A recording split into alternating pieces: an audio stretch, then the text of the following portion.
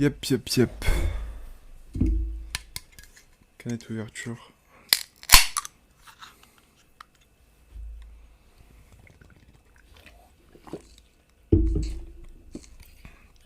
Lunettes. Nettoyage de lunettes. Nouvelle vidéo, bienvenue à tous sur la chaîne. Nouvelle vidéo qui va traiter de comment choisir son split et pourquoi ton split doit être choisi à un moment donné dans une phase différente de ta progression en musculation.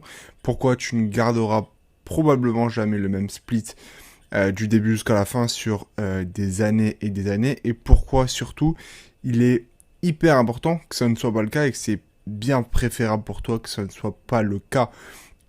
Donc on va voir pourquoi choisir un certain split, comment le faire évoluer, dans quel cas, et pourquoi le choix d'un split est avant tout un processus évolutif qui doit être pris, et c'est quelque chose qui doit être dû, et ça c'est la conclusion de la vidéo. Donc je commence l'intro avec la conclusion de la vidéo, c'est ton split est un processus évolutif qui est nécessaire. Tu peux voir ça simplement pour imager la chose comme la sélection naturelle. La sélection naturelle, l'homme aujourd'hui est homme, mais de base est bactérie, et a dû évoluer pour survivre, pour continuer à se développer et pour croître. C'est exactement la même chose. Tes muscles ont besoin de cette sélection naturelle, sélection évolutive de ton programme d'entraînement pour continuer à survivre et continuer à croître. Et sans ça, on va dire que ça serait la mort de ta progression. Ça serait la mort, pas de tes muscles, pas forcément, mais la mort de ta progression, tout comme l'homme, s'il n'avait pas évolué, et si la sélection naturelle n'avait pas eu lieu, n'aurait à partir du moment ne plus existé parce que il avait des nécessités d'évoluer et que la sélection naturelle a éliminé tous ceux qui étaient trop faibles. Et c'est un peu la même chose. Tu vas devoir éliminer tous les types de splits, tous les formats d'entraînement qui seront trop faibles et qui ne pourront plus te faire évoluer à un certain moment donné. Donc comme tout au début et comme l'homme qui était bactérie et qui était dans une forme absolument pas optimisée, pouvait très bien survivre au début et très bien croître au début. Tu vas très bien potentiellement pouvoir évoluer avec un split qui n'est pas du tout optimisé. Au bout d'un moment, il le faudra. Donc, comment choisir et faire évoluer son split ? Normalement, c'est possible que je mette un peu ma roadmap pour le podcast en fond pour imager. Mais le but, c'est que je suive un peu mes lignes directives. Et c'est un format également que je vous donnerai. Parce que je trouve ça assez intéressant comment je l'ai conçu, parce qu'il peut vous amener, en plus du podcast, une piste de réflexion pour vous et pour faire évoluer vos splits, pour vous poser les bonnes questions.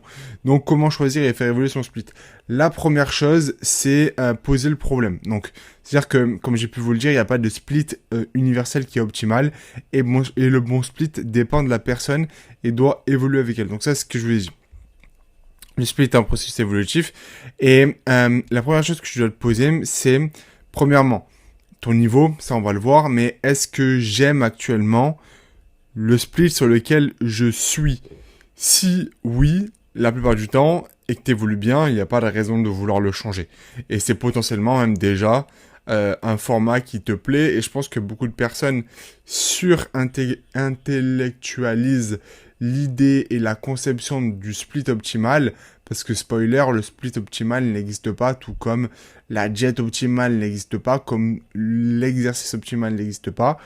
Il y a simplement un but, est-ce que ton split coche les cases pour tout simplement te permettre de continuer à progresser ? Si oui, alors dans ce cas-là, il n'y a pas de raison de vouloir changer quoi que ce soit. Donc déjà, est-ce que tu prends du plaisir à suivre ce split-là ? Est-ce que tu peux y adhérer sur le long terme ?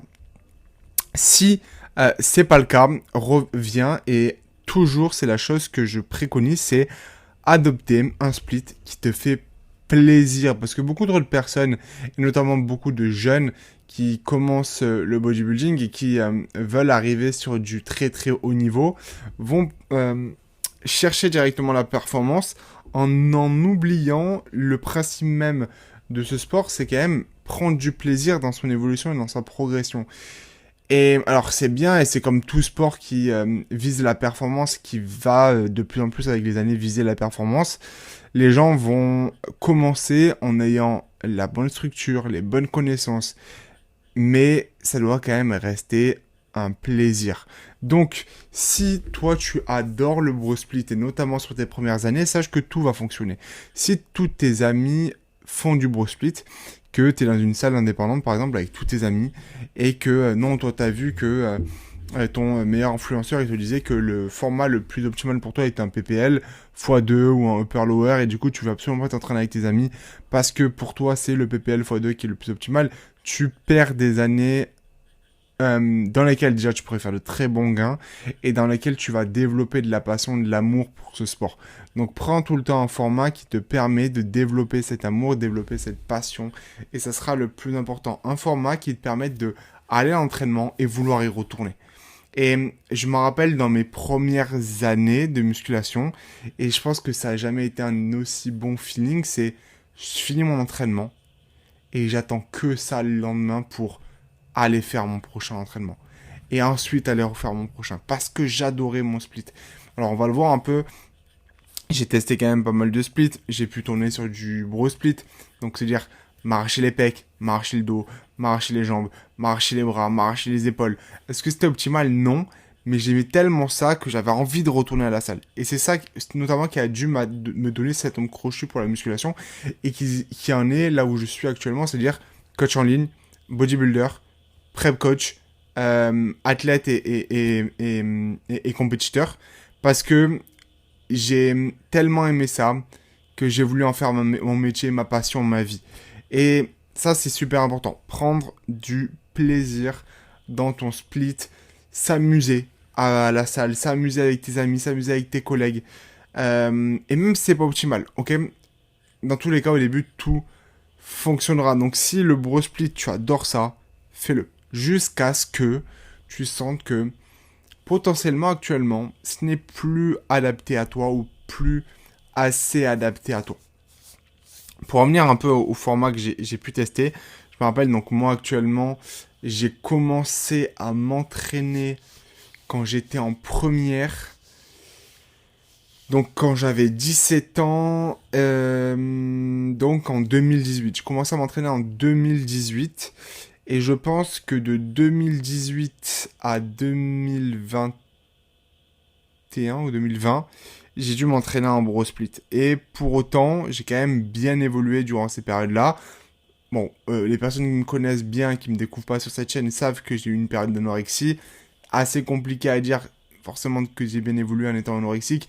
Mais post-anorexie, j'avais toujours le même split. Et mine de rien, j'ai quand même fait d'énormes gains par rapport à là où je pars. Hein.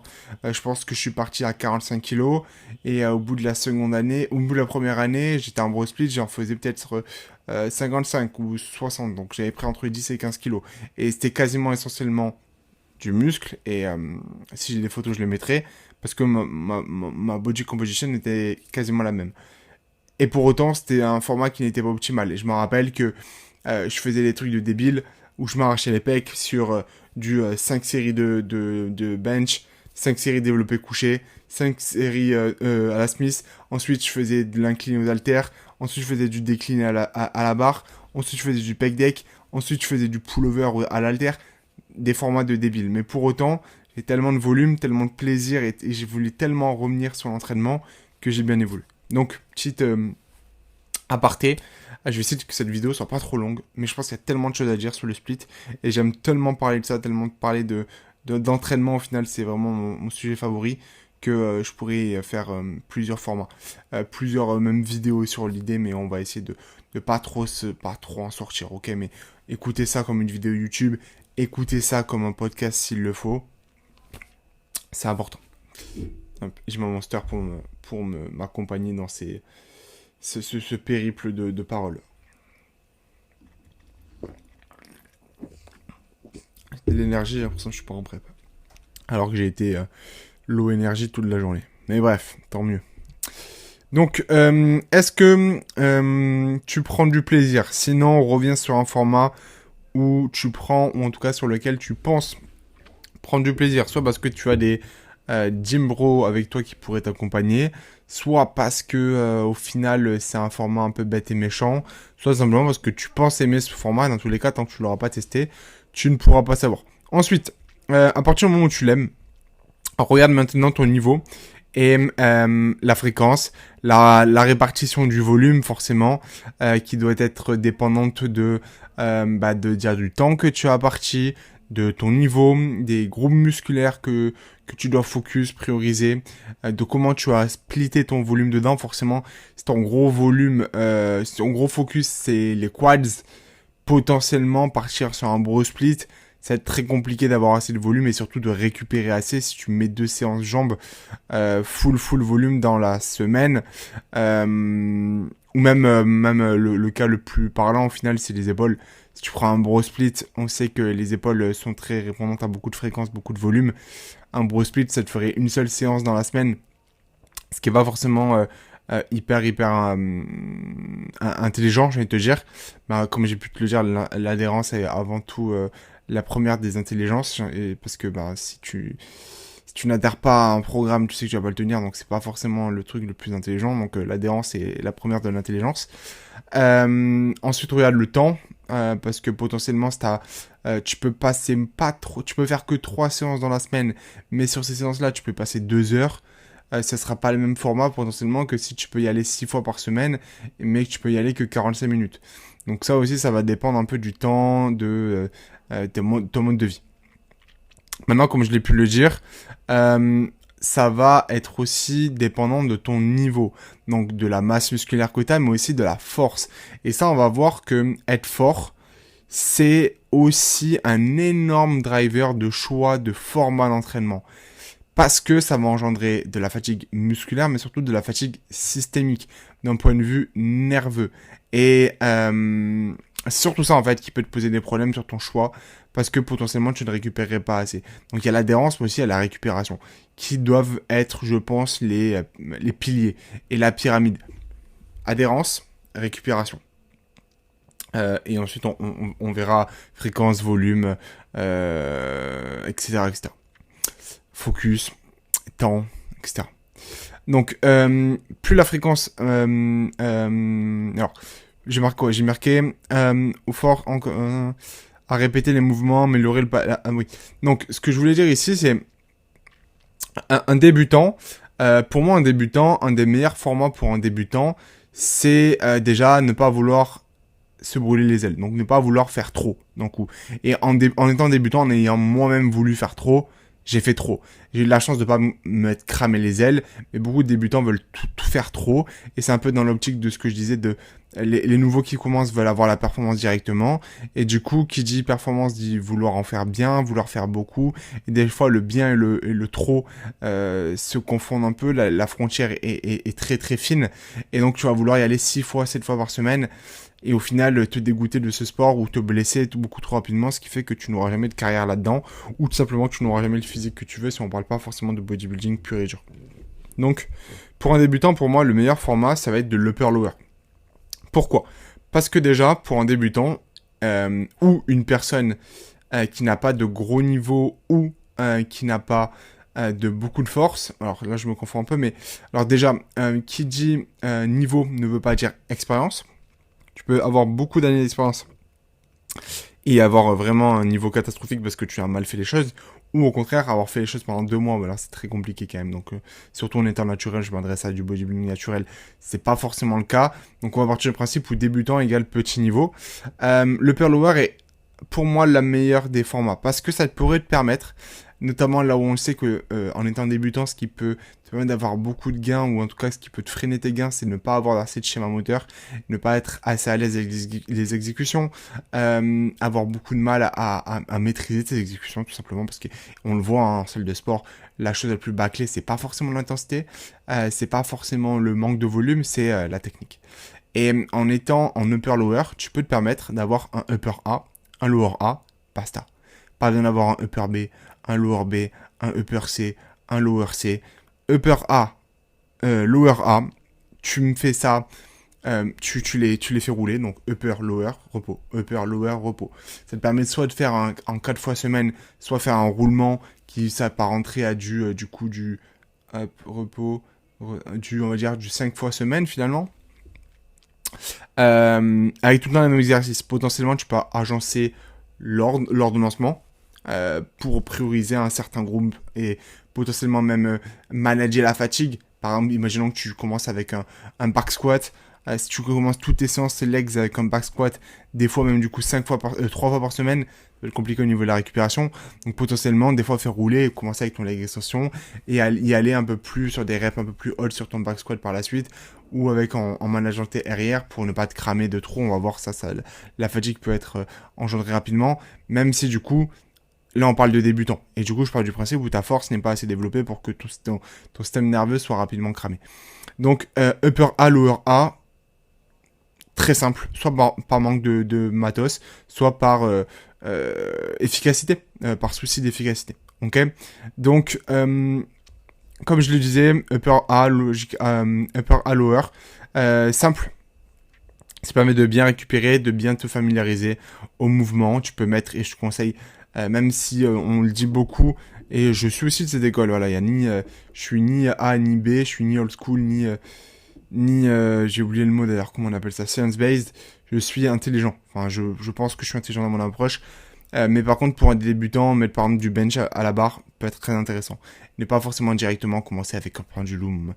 Un bench à la barre, un squat à la barre, ça peut être intéressant, notamment sur ce genre de format-là, parce que tu vas tellement avoir de fréquence dessus, que tu vas rapidement devenir à l'aise. Si tu es à l'aise sur ces mouvements-là, tu seras à l'aise sur ta chest press flex, tu seras à l'aise sur ton pendulum Jim Leco ou Predator Strength ou tout ce que tu veux, ou même sur ton hack Cybex, tu seras à l'aise, ok? Ensuite, l'étape suivante, donc là, les losanges rouges, c'est les étapes, c'est est-ce que sur tes séances suivantes, elles restent productives ou non? Donc là, ça va être une question de récupération. Est-ce qu'elle est complète? Est-ce qu'elle est totale, ta récupération? Pour des débutants, oui. Ça sera, si tu as bien géré ton volume, si tu gères bien tes exécutions, oui. Ça sera totalement le cas. Tout simplement parce que tu n'as pas assez de force encore pour saturer ton système nerveux et que tu as une fatigue systémique tout le temps, beaucoup trop haute. Donc, si tu es débutant, la plupart du temps, c'est oui. Si tu n'es pas débutant, alors, si c'est oui, peu importe débutant ou pas débutant, ou que tu as déjà un split ou un upper lower quand j'en ai parlé, change rien, continue, il n'y a aucune raison, c'est adhère, comme on a pu le voir, tu prends du plaisir et tu récupères assez, donc tu progresses, aucune raison. Si tu ne récupères pas assez de séance en séance, c'est souvent du coup que tu es plus débutant, et potentiellement si tu étais sur un upper lower, en 4 fois ou 5 fois que tu n'es plus débutant, par exemple, je prends l'exemple du back squat ou du bench. Imaginons que tu as du back squat et du bench dans le upper et du back squat sur ton lower. Si vraiment tu sais mettre de l'intensité et tu sais rentabiliser tes sets et que tu as du coup quasiment une fréquence x2 voire x3 sur ce genre de mouvement dans une semaine, au bout d'un moment tu ne récupéreras plus. Si tu t'entraînes très très fort, obligatoirement tu ne t'entraîneras plus. Et c'est là où c'est important de pouvoir changer de format. Parce que tu ne pourras plus récupérer assez, tu vas te cramer, soit te blesser, soit arrêter de performer. Dans les deux cas, c'est absolument ce que l'on veut pas en bodybuilding. Et donc là, revoir un split différent qui pourrait potentiellement être un push-pull legs, qui pourrait être un format hybride, un push-pull legs, un repos upper-lower, pourrait être intelligent pour du coup split un peu plus ta fréquence, avoir des séances un peu moins dures, potentiellement avec un peu moins de volume, sur lesquelles tu pourrais donner tout autant, parce que l'importance de l'intensité et de la force est quand même importante sur la prise de muscle, mais qui te permettrait quand même d'avoir un peu moins de fatigue systémique, et un peu moins de fatigue musculaire aussi, parce que si t'es très très fort, la fatigue musculaire aussi va augmenter tout aussi rapidement. Peut-être un peu moins rapidement que la fatigue systémique, mais va quand même continuer à augmenter. Donc une fois que tu as choisi ton système hybride, push-pull legs, Arnold split, alors pas antérieur-postérieur, je le considère un peu comme un upper lower, hein. Ça peut être intéressant aussi pour des débutants. Une fois que tu as choisi ton PPL ou ton format hybride, est-ce que tu as toujours autant de fatigue. Sinon, dans ce cas-là, parfait, tu as trouvé une autre structure, tu as passé cette étape de la sélection naturelle, hop, t'étais une bactérie, ouais, qu'est-ce que je pourrais dire? T'étais un oiseau à bec court qui avait besoin d'allonger son bec pour aller chercher des fourmis dans un nid ou dans un trou. Hop, t'as muté, t'as un bec un peu plus long, tu peux aller chercher des fourmis. Est-ce que tu peux manger? Est-ce que tu peux continuer de grossir? Est-ce que tu peux continuer de te reproduire et d'évoluer? Oui, hop, super, t'es un super oiseau, tu peux continuer. Donc, si c'est le cas, qu'il n'y a pas de problème de récup, garde-le longtemps. Ok, bien entendu. Jusqu'à ce que ton bec long te permette plus de manger et plus de te reproduire. Ok, t'es un oiseau, maintenant ton bec long, soit il a jamais suffi, soit il suffit plus. Donc là, maintenant, il va falloir évoluer sur ton speed pour continuer à progresser.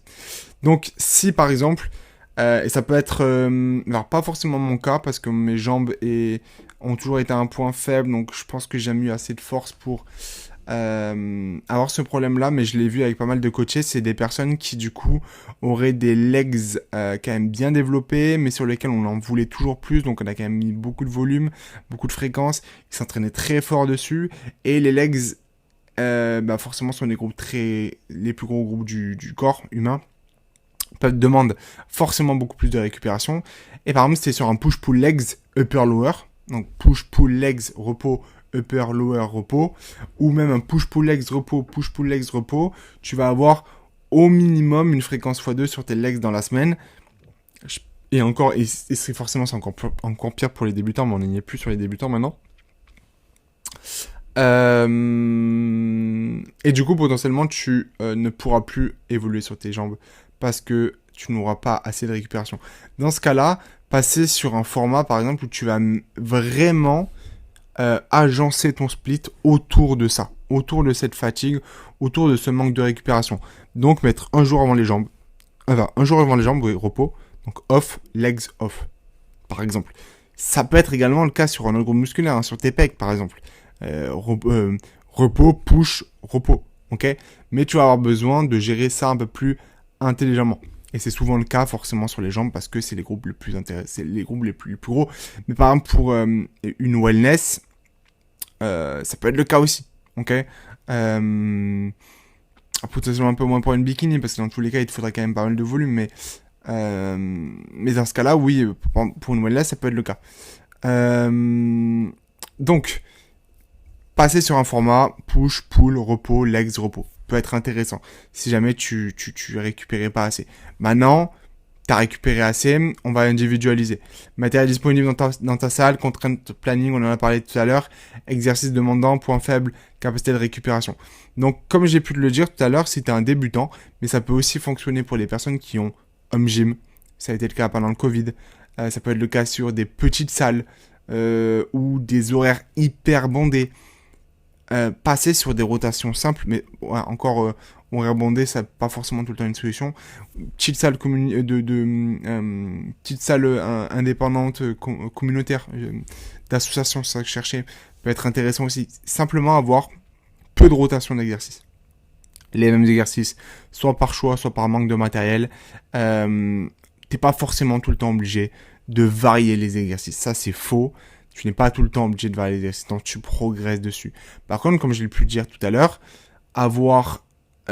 imaginons que t'es en push-pull legs, et tu me fais un push-pull legs, push-pull repos, push-pull legs, repos, push-pull, donc fonctionner sur un roulement.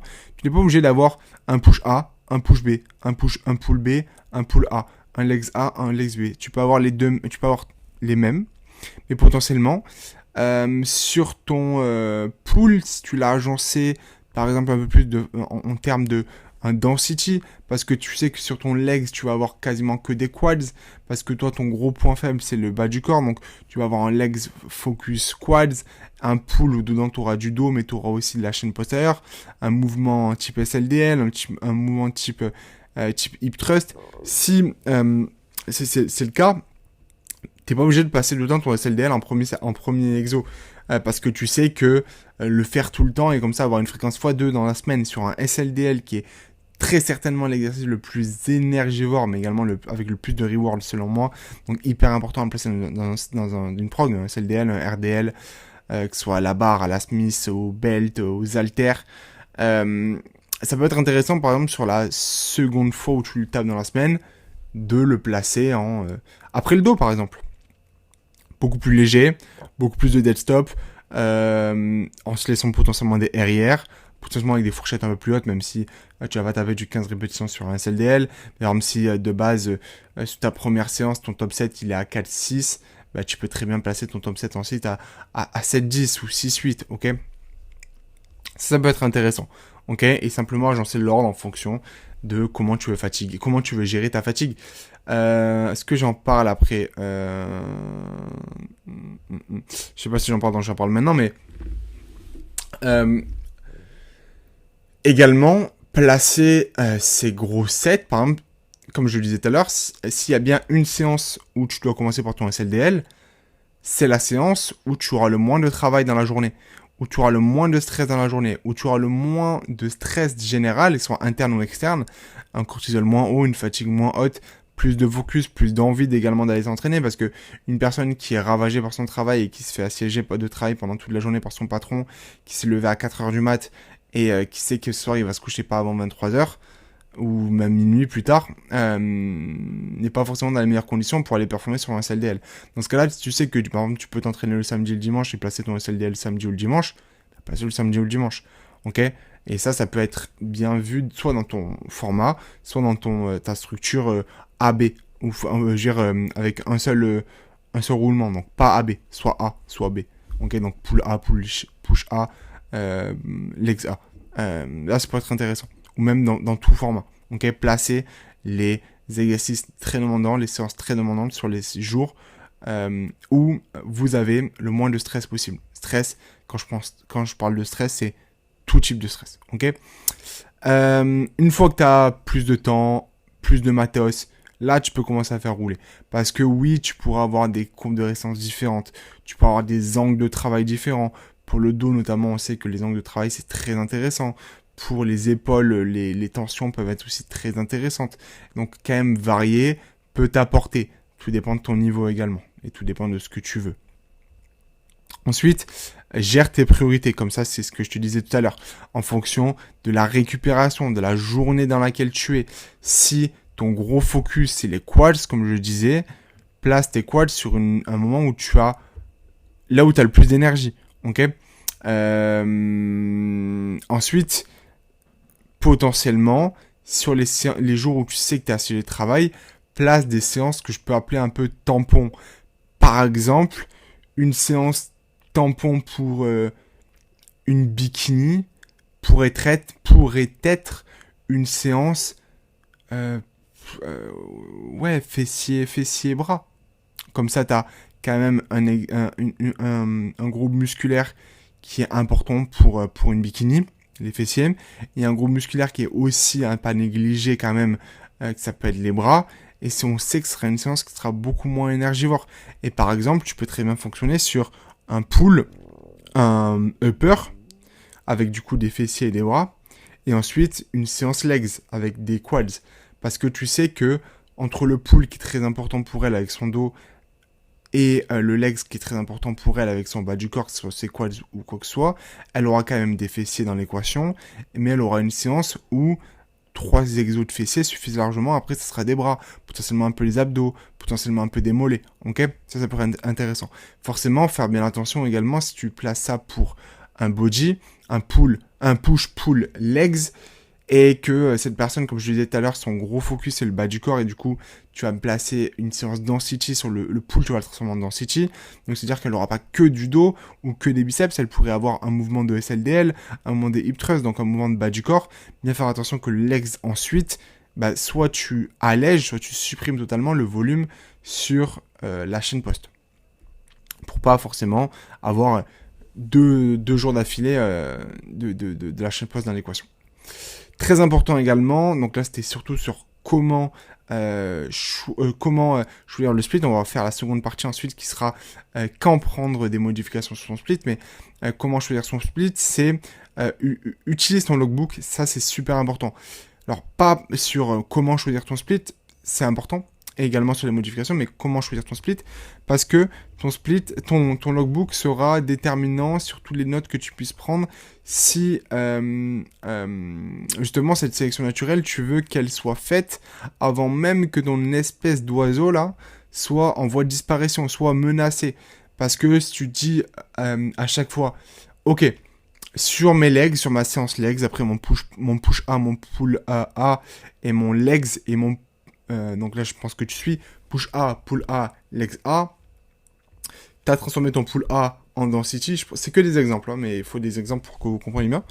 Tu as transformé ton pull A en density, donc ça te fait push A, density A, density tout court, et legs.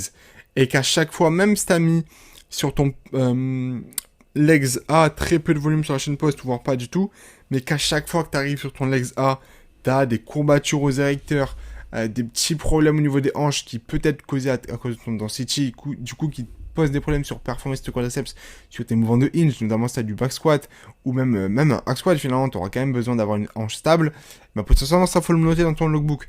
Une semaine, 2 semaines, 3 semaines, tout le temps les mêmes courbatures au bas du dos, j'ai tout le temps du mal à être stable sur mes mouvements de legs, ça faut le noter, et ça, c'est quelque chose, lorsque tu progresseras plus, tu dis ok, quelles sont les pistes de réflexion qui font que actuellement je ne progresse plus.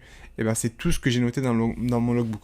Ok, donc ton logbook, et ça c'est très important, et je l'ai dit, ça fait longtemps que je ne l'ai pas dit, mais je le disais un peu à un moment sur Insta, ton logbook n'est pas simplement un tableur. C'est pas j'ai fait un plus 1, j'ai fait un moins 1, j'ai mis 5 kilos de plus, j'ai fait une répétition de plus, voilà, j'ai rajouté un set. Non, dans le logbook, à la fin, tu dois être capable de faire limite un récap, un mini résumé de ta semaine, de ta séance, même de ta semaine d'ailleurs. Aujourd'hui, je suis arrivé à la salle, j'étais un peu fatigué, du coup, j'ai enlevé un set là-dessus. Aujourd'hui, ma technique, j'ai rajouté un 5 kg sur mon SLDL de chaque côté. Ma technique en a empathie beaucoup trop. Est-ce que tu peux même te poser des questions toi-même. Est-ce que la semaine prochaine, je dois pas mettre à la place de 5 kg de plus que 2,5? Là, je suis arrivé, j'avais beaucoup de courbatures à mes legs à cause potentiellement de ma densité de la veille. Une fois tu le mets, 2 fois tu le mets, 3 fois, 4 fois, c'est plus un hasard, ok? C'est pas forcément un manque de récupération. Tu peux également te poser des questions sur le manque de récupération, sur ton intra-workout, ton post-workout, ton pré-workout, ta nutrition péri-training. Est-ce qu'elle est bien optimisée? Et vraiment, si tu veux bien faire les choses, et je sais que les gens qui m'écoutent sont pas là par hasard, ils veulent bien faire les choses, sinon tu me suivrais pas sur Instagram ou sur YouTube. D'ailleurs, si tu me suis pas sur Instagram, Florentin tiré du bas Teamflow, maintenant j'ai changé de nom donc faut pas que j'oublie. Suis-moi sur Instagram, c'est là où je mets le plus de choses, et également c'est là où je mets mon évolution, l'évolution de mes coachés, de mes athlètes, etc. Si tu me suis, c'est souvent que tu veux bien faire les choses. Donc pose-toi des questions, et avant ta nouvelle semaine ou avant ta nouvelle séance, parce que je conseille à tout le monde qui sont en phase de off, hors prep comme moi actuellement, de mettre vraiment un point d'honneur sur leur logbook. Relis ce que tu avais marqué la veille, la semaine dernière. Par exemple, si tu avais dit, voilà, là j'arrive pas, j'ai mangé trop, peut-être il faudrait que j'enlève un peu de carbs sur mon post, sur mon pré, ne fais pas l'erreur tout le temps de refaire la même erreur parce que t'aurais pas lu ton logbook. Là, cette fois-ci, tu lis ton logbook, ok, cette fois-ci, je m'enlève un peu de riz. Ouais, oui, je m'enlève un peu de riz, peut-être je rajoute un peu de malto, ou alors je les mets sur mon repas. Ces carbs-là, faudra les consommer, et bien sûr, avant l'entraînement. Si tu les consommais de base avant l'entraînement, ou si ton coach l'a mis avant l'entraînement. Mais en réalité, si t'es en phase de masse, c'est que tu les consommes pas sur ton pré, mais sur ton repas numéro 2, c'est ton pré, c'est ton repas numéro 4. Il n'y aura pas d'énorme différence, ok? Donc, conclusion, le split optimal est celui que tu apprécies, qui te permet de récupérer et faire des progrès. Plus tu évolues, puis tu le fais évoluer quand les données l'exigent, ok? Et tout le temps, une question d'exigence. Soyez cohérent, soyez pragmatique. Si vous visez le haut niveau, il y a une différence entre ce que vous devez faire et ce que vous voulez faire, bien entendu. Même si l'adhérence est important, la plupart du temps, un exercice, un programme doit être changé pour une bonne raison.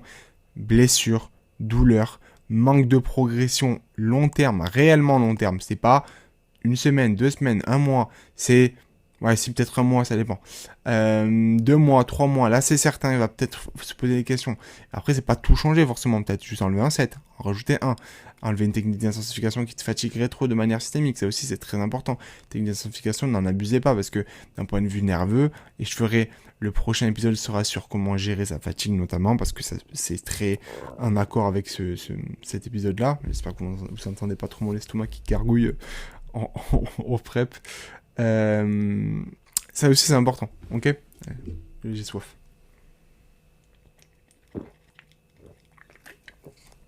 Je trouve que j'ai fait un lapsus. J'ai dit ça aussi c'est important en prep, rien à voir. Matrixé. Mais oui, donc il doit avoir une raison, ok? Blessure, gêne, manque de progression ou inadhérence totale. C'est-à-dire que l'adhérence aussi, comme j'ai pu le dire, est important. Maintenant, j'en ai beaucoup, des suivis, des coachés, où je leur mets un exercice. Ah non, mais ça, j'y adhère pas. Mais mon ami, ça fait une semaine que tu es sur le plan. Tu ne peux pas savoir si tu y adhères. Ok? Des fois, il y a des choses où il faut un peu se forcer. Et si tu l'as pas fait pendant X temps, tu n'auras pas de connexion nerveuse assez pour savoir si tu adhères ou non. Donc fais-le pendant un petit moment. Maintenant, ça fait 5 mois que tu es dessus et que tu me dis à chaque fois tous les checks que tu n'y adhères pas. Alors là, oui, potentiellement, vraiment, tu n'y adhères pas. C'est comme tu étais petit. Quand tu étais petit, tu n'aimais pas les brocolis ni les épinards. Bon, maintenant, si tu es assez sensé et que tu n'as pas de 18... voilà, tu as 25 ans, tu me dis que tu veux pas manger de brocolis et d'épinards parce que Burke, c'est pas bon. Bon. Là, il faut peut-être se remettre en question aussi. Mais donc voilà. Attention à ça. Seconde partie, donc ça va me faire un gros podcast de 1 heure, mais ce sera plutôt intéressant, je le pense. C'est la boucle d'optimisation du split. Alors, ça peut un peu te ressembler, mais c'était pour moi aussi important de pouvoir faire la différence entre le fil conducteur qui va te permettre de savoir comment choisir ton split et quand est-ce et comment changer le split. Première des choses, ça va être observer ton logbook. Comme je l'ai pu le dire tout à l'heure, ce n'est pas un tableur, ton logbook. C'est vraiment un journal de bord. Dans ton journal, quand tu avais 15 ans, 15 ans j'abuse peut-être, quand tu avais 10 ans et que tu t'étais fait quitter par Natacha, tu marquais que tu étais triste et ce qui s'était passé. Là, c'est la même chose. T'as perdu ton set de SLDL, bah t'es triste. Mais qu'est-ce qui s'est passé? Ok, ça c'est important de le savoir pour pouvoir ajuster le tir, que ce soit pour toi ou pour ton coach par la suite. Ok. Donc progression des charges et des reps, la qualité de chaque séance. Ça aussi tu peux le noter sur 10 par exemple, qualité de ta séance. Tu peux mettre un code couleur ou une note sur 10, très simple. Ok, A, B, C, voilà, comme à l'école. Finalement, c'est un peu, on reste dans le thème avec le journal de bord. Donc, courbature également, comme j'ai pu le dire, fatigue résiduelle, sommeil, envie de s'entraîner, très important. Surtout si tu es en off et que tu n'as pas envie de t'entraîner, c'est sûr que tu n'es pas fait pour ce sport, soit que le programme te convient pas. Voilà, je parle pas de prep, actuellement je suis en prep et j'ai pas envie de m'entraîner, ça n'a rien à voir avec mon split. Ok, ça n'a rien à voir avec l'amour du sport. C'est juste que je mange pas et je suis fatigué et comme tout corps qui mange pas et qui a pas envie de qui est fatigué, et j'ai juste pas envie de faire les choses. Mais absolument pas rien à voir avec l'entraînement. Ok, les performances progressent-elles avec une récupération correcte? Si oui, on conserve le split. Ça j'ai pu le dire. Il n'y a pas forcément besoin de changer, simplement parce qu'il est ancien, parce qu'il est daté. Ok, je suis resté avec mon premier split pendant 2 ans. Si j'ai pu le dire sur l'épisode du podcast No Limit Nati Podcast avec Florian et maintenant Axel, nouveau coach de la Team Flow. Allez voir le podcast, il y a des sujets super intéressants également. Un peu moins aspect potentiellement poussé comme on le fait, mais beaucoup plus talk. C'est un format un peu plus talk. J'ai jamais été aussi productif sur un split parce que du coup je l'avais gardé 2 ans. J'arrivais, je savais exactement les fourchettes de répétition que je devais faire. Le setup, je le connaissais par cœur. Le mouvement, je le connaissais sur le doigt des mains. Je me rappelais même des performances à l'exactitude de la semaine dernière. À quel moment j'ai grind, à quel pourcentage j'ai grind. Je mettais même, là j'ai arrêté de le faire depuis un petit moment avec la prep, etc. Mais si j'étais sur une rep, c'est-à-dire que si j'étais sur une fourchette de 8-15, et est-ce que j'étais sur 9 reps ou est-ce que j'étais sur 9,5 reps? Est-ce que j'étais sur 9,7 reps, 9,6 reps? En fonction de où est-ce que j'étais à l'échec, à quel point je m'étais laissé la possibilité de grind, je notais tout ça. Et ça, c'est hyper important. Je savais sur ma séance d'après que j'étais à 9,6 reps. Et si je faisais un 9,8 reps, par exemple sur une chest press hammer, où plus tu montes, plus c'est dur... très compliqué entre le 9,5 et le 9,9. Moi, j'abuse peut-être avec des trucs, des décimales et tout, mais l'idée, c'est à quel point je suis monté en grindant. c'est quand même une différence pas négligeable parce que sur ce genre de machine, excusez-moi, c'est très très cohérent. Maintenant, si tu ne récupères pas assez, que tu ne progresses pas, identifier les signaux. Donc pour ça, ton logbook va être hyper important. Est-ce que tu as des zones douloureuses? Est-ce que tu as trop de fatigue, un manque de récupération, des courbatures? Est-ce que tu as eu, par exemple, voilà, tes jambes qui étaient un peu trop tirées par rapport aux séances précédentes? Ça, je pouvais en parler tout à l'heure. Longue stagnation, mauvais sommeil, un intra-workout pas suffisant ou trop conséquent, trop de digestion, trop de faim, des signaux intéressants. Dans ce cas-là, on passe à l'étape suivante. Est-ce que le problème vient d'un exercice précis sur ce manque de récupération, sur ce manque de performance? Si oui, par exemple, une personne qui aurait un rowing et un RDL dans une même séance, forcément, tes érecteurs vont être un facteur limitant. Soit parce que tu as commencé par le rowing, il va être un facteur limitant sur ton RDL, soit l'inverse. Et ensuite, par le lendemain, si tu as un mouvement type back squat, faut pas chercher à savoir. Ton back squat, tu vas jamais progresser dessus. Ok? Donc ça aussi, changer. Switch d'exercice. Et ça, c'est des choses où si tu fais un peu à l'aveugle, tu vas jamais t'en rendre compte. Donc là, c'est obvious, hein, mais il y a des choses un peu plus où faut un peu plus plonger. Ok?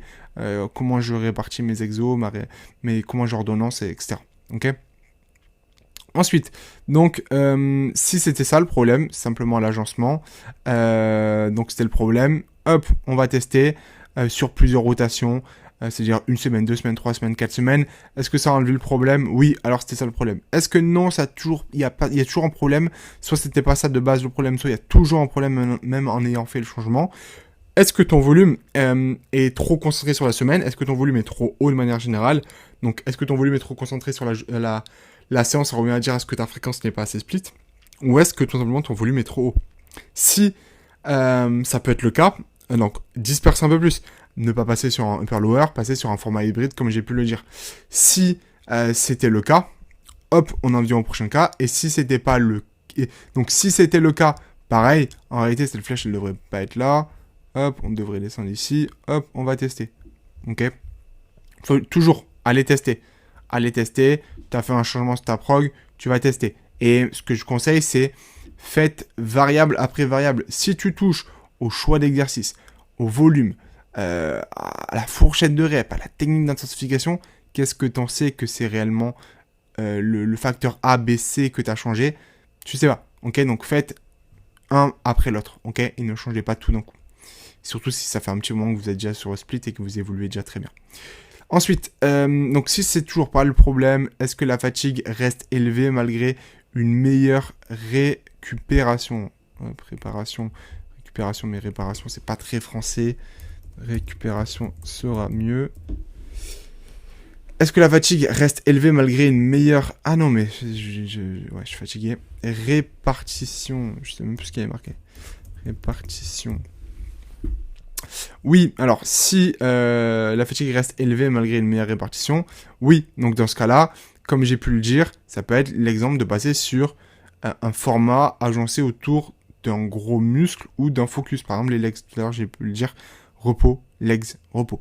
Si c'est toujours pas ça le problème, donc ça, encore une fois, cette flèche-là, elle devrait t'amener à faire tester le problème. Ok, on va faire ça, comme ça c'est lisible. Tac, si... ce serait bien comme ça. Un peu perfectionniste. J'aime pas trop. Voilà, c'est bien. La priorité musculaire perturbe-t-elle la progression? Donc, par exemple, tes legs sont ta priorité, sont ton focus. Tu n'as pas legs comme moi. Bienvenue au club. Du coup, tu as fait repos, legs, repos. Mais du coup, ça a beaucoup trop d'impact sur le reste.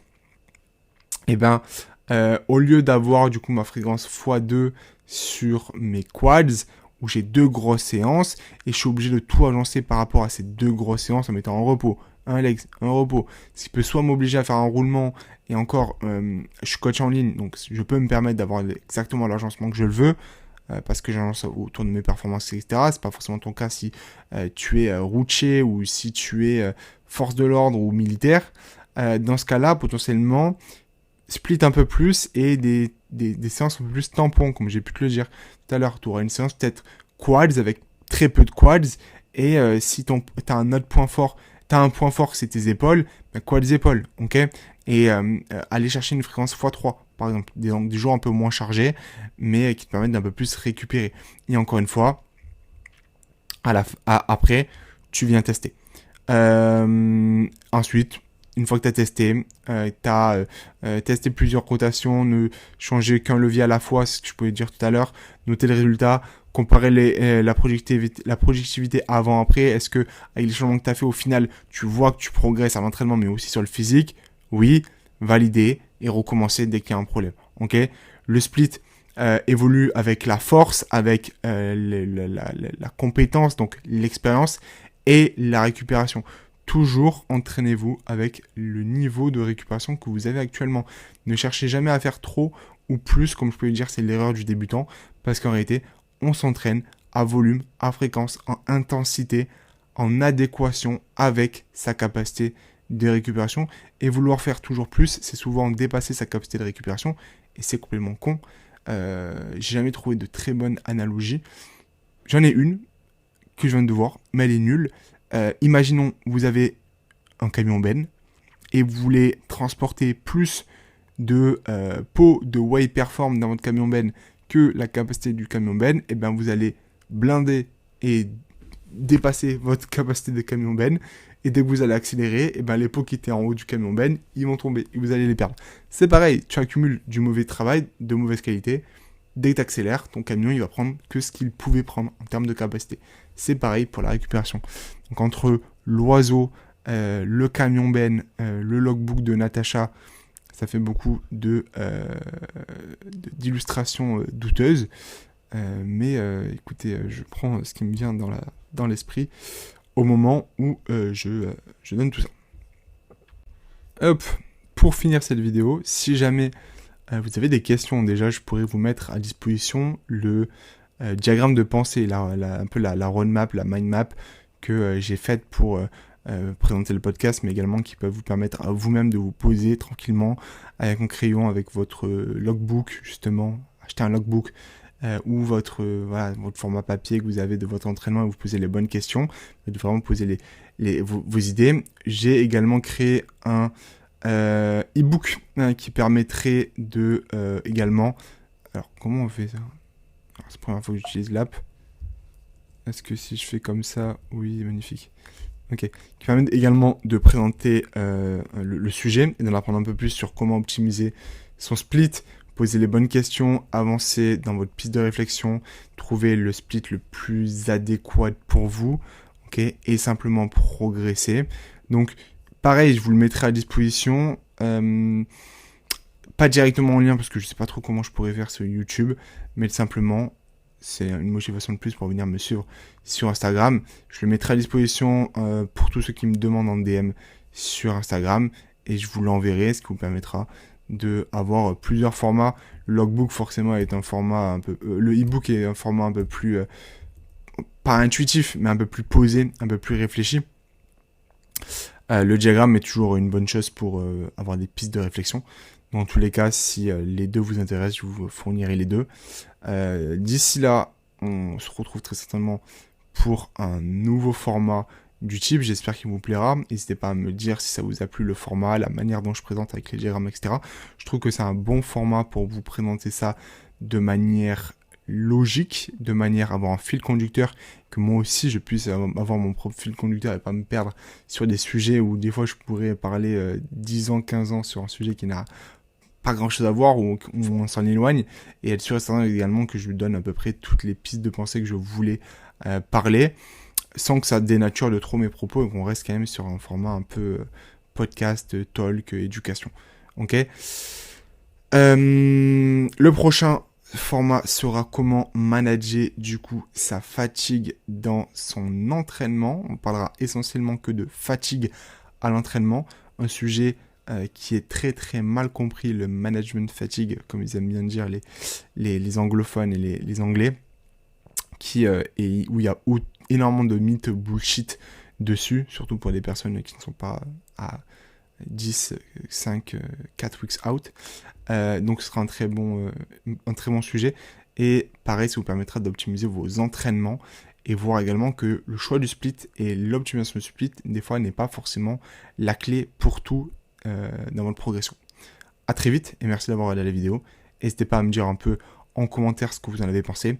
Mettez un j'aime. Potentiellement, je le mettrai également sur Spotify parce que c'est un format, je pense, et vous me direz, qui peut se prêter très facilement à l'écoute pure et dure et sans forcément avoir le visuel sous les yeux. Je pense même que je pourrais le mettre sur le Spotify. Voilà. Et abonnez-vous à mon compte Instagram, actuellement à 4 weeks out. Donc je continue à documenter ma prep et la prep de mes athlètes à venir et en cours. À très vite.